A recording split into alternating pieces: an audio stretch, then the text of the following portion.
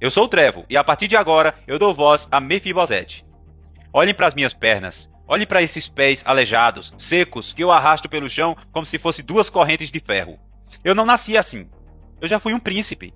O meu avô era Saul, o primeiro rei de Israel, e o meu pai era Jonatas, o guerreiro mais nobre de toda aquela terra. Eu tinha tudo, o futuro, o palácio, eu tinha o respeito de uma nação. Eu tinha apenas 5 anos de idade, quando o meu mundo desmoronou em apenas um único dia. Chegou a notícia de que o meu pai e o meu avô tinham sido massacrados pelos inimigos, no Monte Gilboa. O pânico tomou conta do palácio. E a minha ama, desesperada para salvar a minha vida dos soldados que vinham para exterminar toda a linhagem real, me pegou nos braços e correu. Mas no meio do caos ela tropeçou. Eu caí. E o impacto naquele chão de pedra estraçalhou os ossos das minhas pernas. Dizem que ele é o Deus onipotente. Aquele que tem todo o poder no céu e na terra. Mas o seu poder não segurou os braços daquela ama. Ele assistiu à minha queda em silêncio.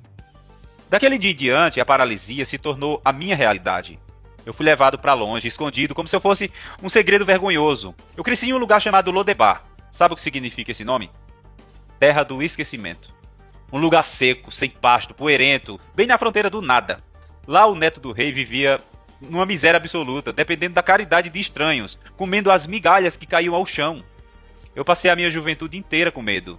Medo do vento, medo dos soldados e medo de Davi, o homem que assumiu o trono. Onde estava a suposta benevolência desse Deus, com seu amor infinito, enquanto uma criança inocente era mutilada e chorava de fome e de frio no deserto? Ele via tudo, afinal dizem que ele é onipresente e que os seus olhos cobrem toda a terra. Mas a sua presença em Lodebar não passava de uma sombra fria de abandono. Anos mais tarde, Davi descobriu que eu estava vivo. Eu fui levado ao palácio, arrastado, tremendo de pavor, achando que minha cabeça seria cortada ali mesmo. Eu me joguei ao chão diante dele e perguntei: quem é teu servo? Para que olhes para um cão morto como eu. Davi me devolveu as terras de Saul e disse que eu comeria na mesa dele. O mundo inteiro aplaudiu a suposta bondade de Davi. Mas a verdade é que ele me queria por perto, sobre os olhos dele. Um rival mutilado que não podia nem andar, recebido na mesa real como um troféu da sua clemência. Mas a verdadeira crueldade, a afronta final contra qualquer senso de moralidade, ainda estava por vir. Uma fome terrível assolou Israel. 3 anos seguidos de terra seca, plantações mortas e crianças chorando de barriga vazia. Davi então foi consultar o Senhor para saber o motivo daquele castigo. E qual foi a resposta da voz divina? A fome é por causa de Saul e da sua casa sanguinária, porque ele matou os gibeonitas. Prestem atenção na moral desse tribunal celeste. O meu avô Saul já estava morto e enterrado há anos. Ele cometeu erros, mas quem estava pagando com a fome era o povo vivo. Onde está o senso de justiça de um ser que se diz a própria fonte da moral, mas pune uma nação inteira por um crime do passado? E para acalmar a ira desse Deus, para fazer a chuva voltar, os gibeonitas exigiram pagamento de sangue. Eles não queriam ouro, eles não queriam prata. Eles exigiram 7 homens da linhagem de Saul, para serem enforcados e crucificados perante ao Senhor, e Davi aceitou o trato. Ele me poupou apenas por causa de um juramento antigo que tinha com o meu pai, o Jonatas.